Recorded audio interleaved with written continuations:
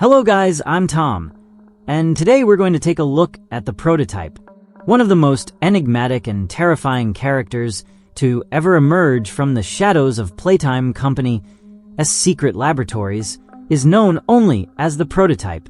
Unlike anything seen before, this being embodies the perfect blend of intelligence, brutality, and relentless survival instinct.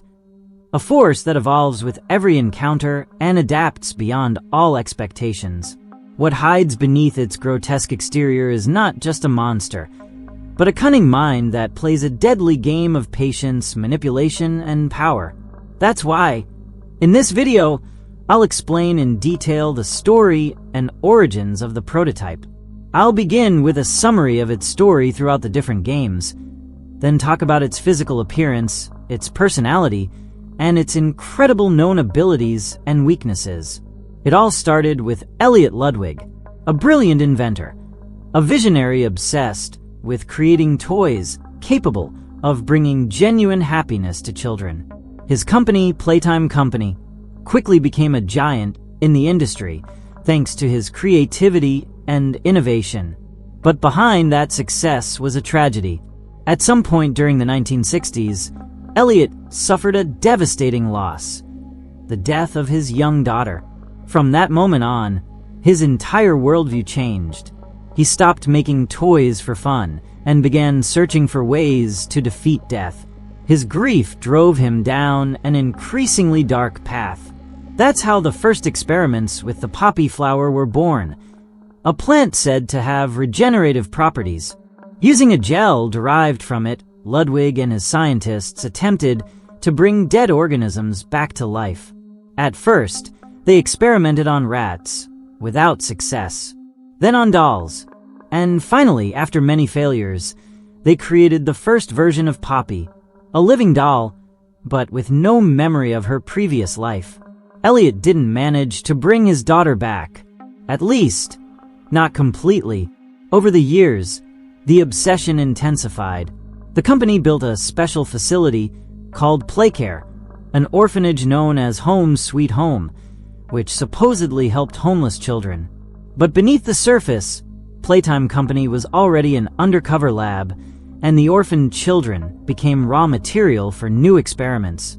It was there, sometime in the 1980s, where Experiment 1006, also known as the prototype, was born. A hybrid entity, made of human bones, organic tissue, robotic components, and a level of intelligence never before seen in the facility. Some believe the prototype was created using Elliot Ludwig's body and consciousness. Others believe it was a separate project, an attempt to create the perfect vessel. What's certain is that from the moment it was activated, the prototype was different. It didn't need to eat. It didn't sleep. It didn't follow orders. It was autonomous, unpredictable, and most disturbingly, it learned. By the late 80s, the prototype had already become a major concern for the scientists. It began sabotaging systems, evading containment, and eventually infiltrated Playcare. There, it found a sick orphan, Theodore Gramble, whom it saved and manipulated. That child would later become Catnap, one of its most devoted followers. Meanwhile, the company was descending into chaos. Elliot Ludwig vanished from history, presumed dead, and scientific leadership was taken over by Dr. Harley Sawyer. He reactivated the research with a new approach, the Big Bodies Initiative. From this, figures like Huggy Wuggy, Mommy Longlegs, Kissy Missy, Boxy Boo, and many others were born. All of them were children or staff transformed by transferring their nervous systems into giant toy bodies. Meanwhile, the prototype continued evolving from the shadows. It wasn't part of the new programs. It was out of control, yet allowed to exist because its nature was too valuable to discard. In 1995, the inevitable happened. The prototype led what would later be known as the Hour of Joy, a rebellion of all living experiments against the scientists and employees of Playtime Company. Guided by promises of freedom, the toys massacred the workers. However, they didn't escape. They hid in the lower levels of the factory and, following the prototype's orders, began feeding on the corpses. By then, Poppy had survived the disaster and was emotionally scarred by what had happened. Although she never said it out loud, deep inside, she began to develop a deep hatred for the prototype. However, she also understood his logic. Escaping was dangerous. Maybe staying in the factory was the only option. Years later, when the player arrives at the factory, they are contacted by a friendly voice through a toy phone. He introduces himself as Ollie, an orphan child, supposedly a friend of Poppy. Ollie claims to know the factory, how to escape, and promises to help. From Chapter 3 on, he becomes an emotional guide. He's empathetic, understanding. He seems trustworthy. But it was all a lie. In Chapter 4, one of the most shocking twists of the saga is revealed. Ollie never existed. He was a facade, a digital voice construct created by the prototype. The entire time, the one speaking to us and to Poppy was him. He had adopted the identity of a child to manipulate us, to gain our trust, and, above all, to get emotionally closer to Poppy. The deception lasts until we reach Safe Haven, an underground shelter where several living toys have survived years of isolation. There, the prototype reveals his true form. His body is gigantic, insectoid, with 6 limbs, a mechanical structure reinforced with human bones, and a head where the twisted grimace of a human face fused with machinery still remains. He destroys the refuge, sabotages the electrical systems, kills Catnap, mutilates Kissy Missy, and ultimately eliminates Dr. Sawyer. All of this, while speaking in his true voice. And there, in the midst of the chaos, he speaks to Poppy with a disconcerting tenderness. He tells her that everything was always about the two of them, that together they could transcend everything, that he doesn't need the outside world. Only her. That moment reignites the theory. Is the prototype Elliot Ludwig? Both disappeared at the same time. Both share a unique bond with Poppy. Both are obsessed with preserving life and fixing the past. Additionally, previous recordings reveal that Elliot tried to prevent the use of children as test subjects. But when that failed, perhaps his only escape was to sacrifice himself, to become the key to resurrecting his daughter in the body of a doll. If that theory is true, then the prototype is not a typical villain. He is a father trapped in an impossible body, torn between his desire for redemption and the monstrosity consuming him. The prototype doesn't just represent physical fear. He represents dehumanization, the loss of self, the price of not accepting death. Elliot wanted to create life, and ended up creating a being that lives without a soul, a creature searching for meaning in the chaos, one that pretends to be a child to manipulate, that leads revolutions only to return to confinement, that loves but destroys, that promises freedom but imposes imprisonment. The true horror of Poppy Playtime is not the monster you see. It's the monster you were and can no longer stop being. And now that we've thoroughly covered his backstory, I want to talk to you about the prototype's physical appearance, what we know about his personality and behavior, and explain his incredible known abilities and weaknesses. The prototype, also known as Experiment 1006, is a physical aberration that defies any conventional definition. Its body is a grotesque mixture of human, mechanical, and synthetic elements assembled without any apparent biological logic. It's composed of parts that were once human, real bones, muscles, exposed tissue, violently integrated with rusted metal plates, electrical wires, and mechanisms that don't seem designed so much as improvised. One of its most recognizable features is its right arm, which was the first part we saw of it at the end of Chapter 2, dragging the remains of Mommy Longlegs. That arm is not entirely mechanical. It consists of a visible bone structure, with tendons and muscles still attached, reinforced with mechanical components that allow unnatural movements. as if it had more joints than a human.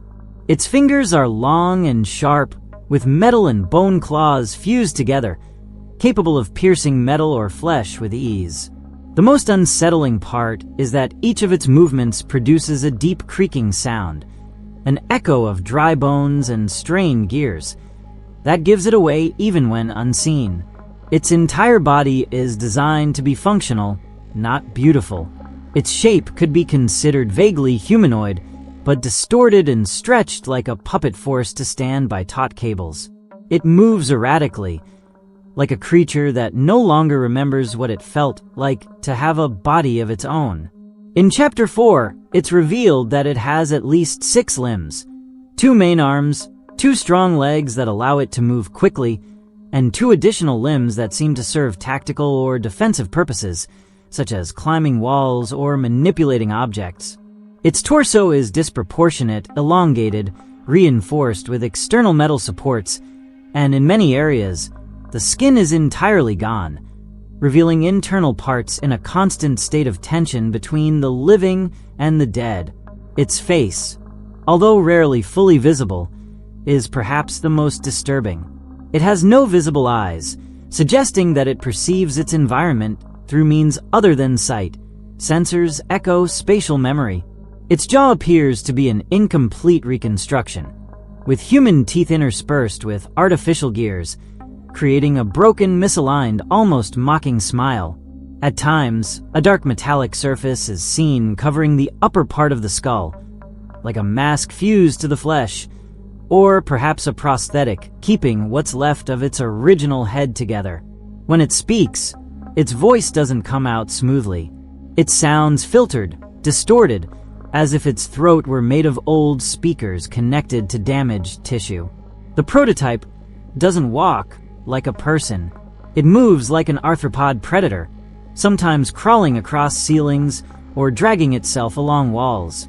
It doesn't leave traditional footprints, but rather an oily or damp trail, the result of a mix between human bodily fluids and industrial lubricants that keep it functioning. And although it appears to be in a constant state of decomposition, the truth is it does not deteriorate. It doesn't age. It doesn't stop. It's as if its body were built to last indefinitely, powered by something deeper than a simple heart. As for its behavior, the prototype is calculating, cold, and extremely intelligent, unlike other experiments like Huggy Wuggy or Mommy Longlegs, which act on instinct or emotional programming. It reasons, plans, and manipulates. It watches in silence. It learns. It doesn't show itself unless it has a clear purpose. And when it does, it's because it has already won. It doesn't act with unnecessary violence. Its aggression always has a purpose, a message. For years, it remained hidden in the shadows of the factory, learning to manipulate the systems, imitating human voices, including that of a child. That was its mask. Ollie, the kind orphan who claimed to want to help. The fact that it was able to maintain a false identity for so long, deceive Poppy and the player, and plan the destruction of the only safe haven for the toys, proves a brilliant mind, but also a deeply fractured one. There is a cold hatred in it, but also a sadness that makes it even more dangerous. Sometimes it seems to enjoy the suffering it causes, and at other times it acts as if it's simply fulfilling something inevitable, as if it, too, is trapped in a purpose it never chose. It feels no empathy, shows no remorse, but in its own way, it seems to have a connection to Poppy. In the final cinematic of Chapter 4, it speaks to her with unsettling calmness, as if everything it has done was for her. Not out of malice, but for something harder to define. A distorted obsession that might have once been love, but has now become something else. Something that cannot die, cannot rest, and cannot be stopped. Only observed, only feared. The prototype is, without a doubt, the most advanced, dangerous, and uncontrollable experiment ever to emerge from the hidden laboratories of Playtime Company. What makes it so terrifying is not just its appearance, but what it is capable of. Its abilities go far beyond brute strength. They are the product of constant evolution, of an adaptation process in which every mistake has been corrected through pain, time, and destruction. It was not created perfect, but it became perfect to survive. One of its most evident abilities is its superior intelligence. Unlike other creations like Huggy Wuggy or Mommy Longlegs, which operate on impulses, the prototype reasons. It is capable of devising complex strategies, manipulating electronic systems, studying its enemies, and hiding for years without being detected. It does not merely sneak away. It adapts. It learns, and it does so quickly. At some point, it was able to connect to the factory's internal systems, intercept communications, control doors, sabotage mechanisms, and even imitate human voices, as when it created the false identity of Ollie, a kind orphan who guided the player throughout Chapter 3. That voice, which seemed innocent, was a carefully constructed mask designed to emotionally manipulate Poppy and the protagonist. Only a mind that deeply understands human psychology could achieve something like that. Its body, though grotesque, also grants it exceptional physical abilities. It possesses superhuman strength, capable of tearing down reinforced metal structures, crushing enemies with ease, and breaking through walls. Despite its size and weight, it is extremely agile. It can move across ceilings, climb walls, and move silently. In combat, it is unpredictable. It attacks from strange angles, using its multiple limbs to confuse and disarm opponents before eliminating them. Moreover, its endurance is unparalleled. It does not need to feed, does not sleep, and apparently does not suffer from the passage of time. Its body is built to withstand extreme damage. It can lose parts, suffer cuts, be burned or crushed, and still keep functioning, as if its nervous system were distributed throughout its entire body, or as if it were simply too late for it to die. A particularly chilling ability is its capacity for reconstruction. Although it is not regenerative in the classical sense, it seems able to replace damaged parts with new ones, corpses, metal pieces, fragments of other experiments. The prototype rebuilds itself from whatever it finds, like a parasitic intelligence that refuses to collapse. This gives it a brutal advantage over any other creature in the factory, because each time you see it, it is no longer the same as before. It has changed, it has evolved, and it has learned how to defeat you. It also possesses a kind of natural authority over other living toys. Although there is no clear scientific explanation, several experiments like catnap and the inhabitants of Safe Haven seem to obey or fear it. It does not need to give direct orders. Its presence commands. Perhaps it is due to its history, having led the Joy Hour, or maybe it is a residual effect of how it was designed. But the truth is that the other experiments see it as something greater than themselves. A leader, a god, or an executioner, but it is not invulnerable. Although it is extremely resilient, its body remains an imperfect amalgam. There are signs that certain parts are held together with old cables, rusty plates, and decaying tissues. In theory, if attacked at the right moment, in unreinforced areas, like the base of the spine or the connection points of its limbs, it could be destabilized, though not completely destroyed. It is also possible that its mind, although advanced, is fractured. The way it obsesses over Poppy, its need to emotionally manipulate the player instead of simply killing them, and the way it insists on staying inside the factory, indicate that something inside still clings to the past, to emotions that destabilize it. Perhaps that is the closest thing it has to a real weakness. And there is the fact that it does not seem interested in leaving the outside world, not because it cannot, but because it does not want to. The prototype has become part of the factory, as if its roots were buried in the very hallways where it was created. Maybe because outside of there it would no longer have meaning, or because its existence is tied to a purpose it has yet to fulfill. And if that purpose is connected to Poppy, then perhaps the only thing that stops it is her. Altogether, the prototype is much more than a final enemy. It is a constantly evolving force, both an artificial and organic intelligence that does not seek to conquer, but to survive, adapt, and endure.